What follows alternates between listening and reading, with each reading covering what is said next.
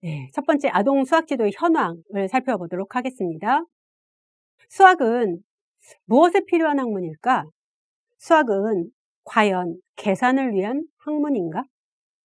이러한 질문에 답을 찾는 과정을 통해서 우리가 일부분을 담당하는 계산 능력을 지나치게 부각시켜 온 경향이 있습니다.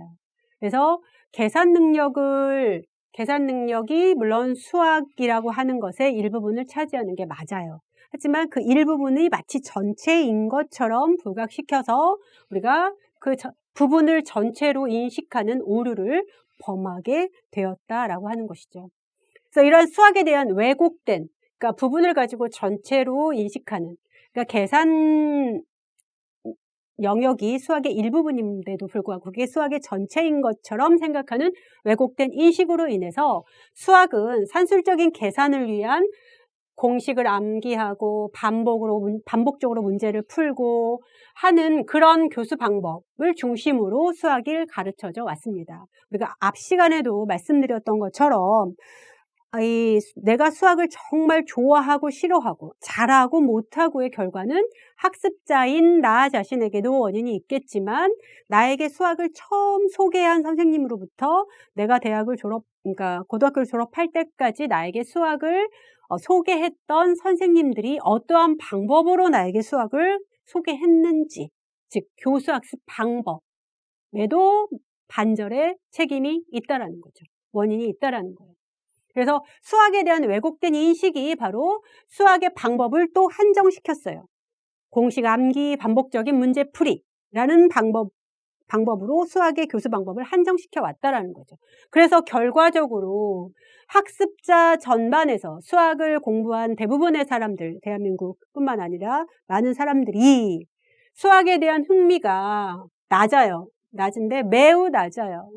그리고 수학에 대해서 어떠한 인식과 태도를 가지고 있냐면 아주 색깔이 좀 진해요. 예, 부정적인 색채를 띠는 사람들이 그렇지 않은 수학에 대한 흥미가 있고 수학을 좋아하고 수학에 대한 긍정적인 태도를 형성하는 사람보다 훨씬 더 많다라는 거예요.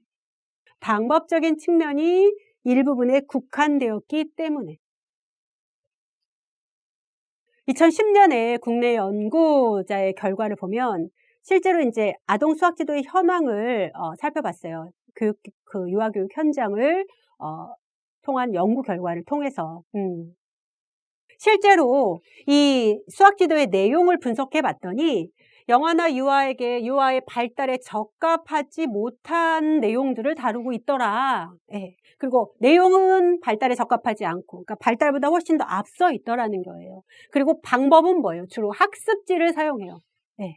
그리고 교사 중심의 학문적인 방법. 선생님이 학습지를 주고 교사가 지시하는 대로, 설명하는 대로 아이들은 그대로 듣고 하라는 대로 따라하고, 예. 그런 방법. 그러니까 매체와 방법은 학습지를 사용해서 교사 중심으로 이끌어가고 또 학습의 결과에 대한 책임은 교사가 지는 게 아니라 교사가 중심적으로 이끌어 왔으니까 책임도 같이 지면 좋은데 책임은 또 떠넘기죠. 예. 영아나 유아에게 이 학습에 대한 책임은 떠넘기고 전가하고 있고 또 교사의 지원이 부족해요. 예. 지원이 부족한 교구 중심의 교수학습 방법을 사용해요.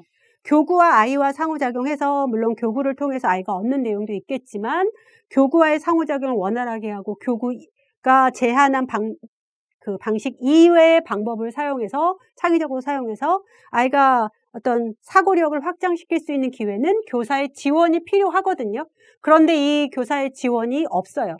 지원이 부족하다는 건 교사가 이 수학의 교재들, 매체들을 내어주면 아이들은 자유선택 활동 시간에 그 교구를 선택해서 놀 때 교사가 그거 1대1로 교구와 아동이 1대1로 놀게 하거나 1대2로 놀게 함으로써 그냥 교구와 아이의 상호작용으로 한정해 버린다는 거죠. 교사가 일일이 돌아다니면서 개별적으로 상호작용해주고 지원해주지 않는다는 거죠. 그래서 수학에 초점을 두는 그래서 수학을 의도적으로 계획하고 수학에 초점을 두는 교수학습 방법은 미미하다. 실제로 내용도 발달에 적합하지 않고 2010년 연구예요. 이 2010년